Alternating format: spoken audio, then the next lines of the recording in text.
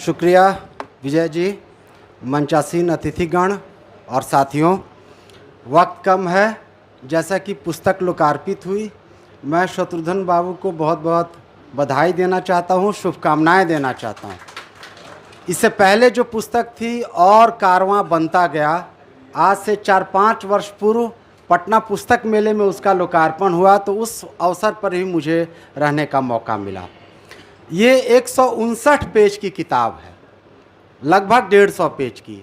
इसकी भूमिका लिखी है प्रसिद्ध शिक्षाविद और आंदोलनकारी अनिल सदगोपाल ने। लगभग लंबी उसकी भूमिका है। और ये जो पुस्तक है सलीब पर शिक्षा, ये पुस्तक मूलतः 2 साल पहले जो राष्ट्रीय शिक्षा नीति लागू की गई, राष्ट्रीय शिक्षा नीति 2020, उसकी आलोचना पुस्तक है, उसकी पड़ताल करती है और बहुत ही सुव्यवस्थित, सुचिंतित और सुसंगत आलोचना प्रस्तुत करती है। इस पूरी पुस्तक का लब्बो लुबाब ये है कि राष्ट्रीय शिक्षा नीति जो केंद्र सरकार द्वारा लागू किया गया, वो देश में पहली ऐसी शिक्षा नीति है जिससे महात्मा गांधी बहिष्कृत हैं।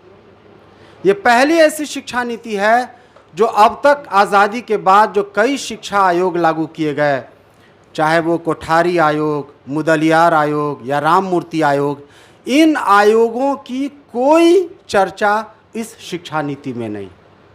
और ये ऐसी शिक्षा नीति है जो पब्लिक प्राइवेट पार्टनरशिप के आधार पर शिक्षा के निजीकरण की वकालत करती है। और शत्रुघ्न बाबू ने बहुत सही कहा है कि शिक्षा का निजीकरण दरअसल संवैधानिक मूल्यों का निजीकरण है। और प्राथमिक शिक्षा को लेकर सरकार ने और बाजार ने दोनों ने नापाक गठबंधन बना लिया है कि बच्चों को कैसे शिक्षा से महरूम किया जाए, उन्हें वंचित किया जाए। अब तक राष्ट्रीय शिक्षा नीति को लेके अलग अलग लेखों, टिप्पणियों में हम लोग को पढ़ने का मौका मिला था, लेकिन एक एक करके एक एक अनुच्छेद का, दंडिका का बहुत ही सुव्यवस्थित आलोचना ये पुस्तक करती होती है। सबसे खास बात यह है कि शिक्षा पर जो आलोचना की जाती है, अमूमन आप शिक्षकों को या शिक्षाविदों को देखेंगे तो वो शिक्षा के दायरे में करते हैं। इस किताब की सबसे खास बात यह है कि उसने शिक्षा के राजनीतिक अर्थशास्त्र को पकड़ने की कोशिश की है, उसके पॉलिटिकल इकोनॉमी को पकड़ने की कोशिश की है और कहा है कि ये जो शिक्षा लाई गई है, शिक्षा नीति, इसके पीछे अंतर्राष्ट्रीय मुद्रा कोष और शिक्षा और वर्ल्ड बैंक की पूरी साजिश है। और 25 लाख करोड़ रुपए का जो कर्ज दिया गया है भारत को, उसका नतीजा है, उसकी स्वाभाविक परिणति है, जिसको ढांचागत समायोजन का नाम दिया जाता है, शिक्षा के निजीकरण का। और इसके लिए ऐसे ही बात नहीं बनाई गई, बहुत तथ्यों के साथ, आंकड़ों के साथ। उन्होंने एक दिलचस्प बात बताई किताब में कि मोदी सरकार के आने के बाद पिछले 8 साल में 2014 में अरबपतियों की संख्या, अरबपति मतलब कहा जाता है जिसकी संपत्ति 5000 करोड़ के लगभग बराबर, 40 थी। 8 वर्षों में उसकी संख्या बढ़ के 142 हो गई। उसके बाद भी मोदी सरकार ने 2019 में 2 लाख करोड़ रुपए की छूट इन पूंजीपतियों को दी। तो उन्होंने कहा कि शिक्षा के सवाल को आप यहाँ से देखिए, अर्थशास्त्र से देखिए। इसलिए आप इसके चैप्टर को पढ़ेंगे तो आपको इसका, मैं आपको पढ़ के सुनाता हूँ, उससे आपको अंदाजा हो जाएगा।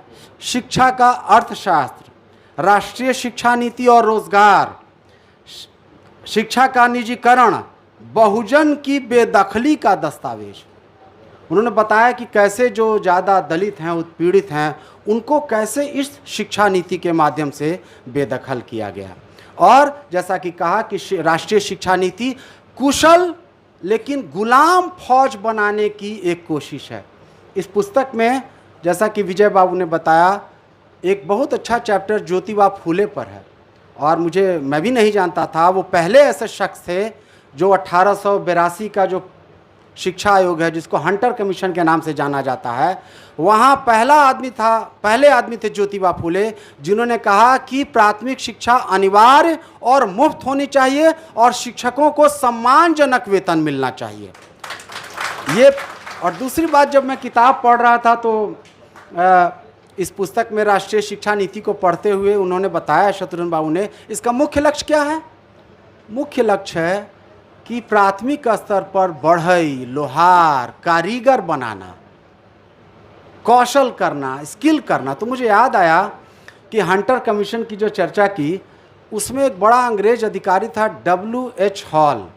तो उसने अंग्रेज था, लेकिन अंग्रेज़ों को उसने सलाह दी कि अगर तुम भारत पर अपनी गुलामी को स्थायी रखना चाहते हो तो सिर्फ एक काम करो, इन भारतीयों को स्किल की ट्रेनिंग दो, कौशल का प्रशिक्षण दो। ये सबको हिस्ट्री, ज्योग्राफी मत पढ़ने दो, सोशल साइंस मत पढ़ने दो, क्योंकि ये पढ़ेगा तो अपने अधिकारों के प्रति सजग होगा और फिर अंग्रेजी राज को समाप्त करने की कोशिश करेगा। ये पुस्तक उसके पॉलिटिक्स को पकड़ने की कोशिश करती है। बहुत ही अच्छा चैप्टर इसमें आम्बेडकर पर है, भगत सिंह पर है, और एक सबसे खास बात मुझे इस पुस्तक की, मैंने खास तौर से उन्हें बधाई दूंगा, एक ऐसे शख्स पर इस पर चैप्टर है, पाउलो फ्रेरे पर। पाउलो फ्रेरे जो ब्राज़ील के शिक्षा शास्त्री थे और जिनकी मशहूर किताब आप सब लोगों ने पढ़ी होगी, उत्पीड़ितों का शिक्षा शास्त्र। और बहुत ही महत्वपूर्ण बात इस पुस्तक में ये कही कि शिक्षा का मुख्य उद्देश्य ये होता है कि वो कैसे नया उत्पीड़क बन जाए।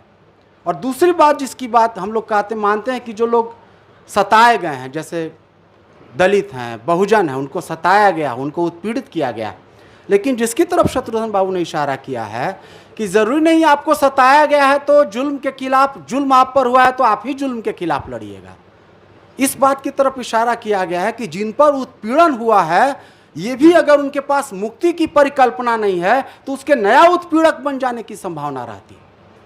ये एक बहुत ही गंभीर और बहुत ही बारीक बात है कि तो बुनियादी बात है मुक्ति की परिकल्पना। इसलिए कहा कि जैसे शिक्षा वर्गीय होती है वैसे ही राजनीति भी वर्गीय होती है।